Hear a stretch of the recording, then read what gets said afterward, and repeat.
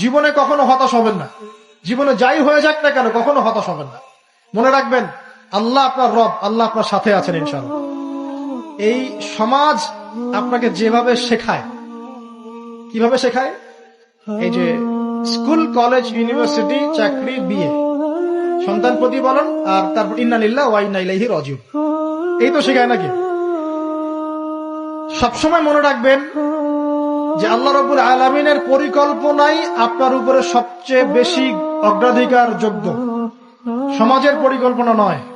পরিবার আপনাকে চাপ দিচ্ছে, চাকরি পাস না, পড়াশোনা করিস না, হ্যাঁ পড়াশোনায় কেন তুই 80 নাম্বার পাইলি না, কেন চান্স পেলি না, কবে চাকরি পাবি, কবে আমাদেরকে দেখবি, খাওয়াবি, পড়াবি, এই যে চাপগুলো চারপাশ থেকে আসে কিনা, এতে করে অনেক যুবক দেখা যায় মাদকাসক্ত হয়, অনেকে দেখা যায় আত্মহত্যা করছে, ইদানিং করছে কিনা ভাই? এই শব্দটা থেকে আমি এই পয়েন্টটা আজকে লিখেছিলাম যে ভুলেও আল্লাহর প্রতি বিশ্বাস এবং তাওয়াক্কুল হারাবেন না। সমাজ যেভাবে শেখায়, সমাজ চারপাশে যে চাপ আপনাকে দিচ্ছে, এই চাপে নিজে গা ভাসিয়ে দিবেন না।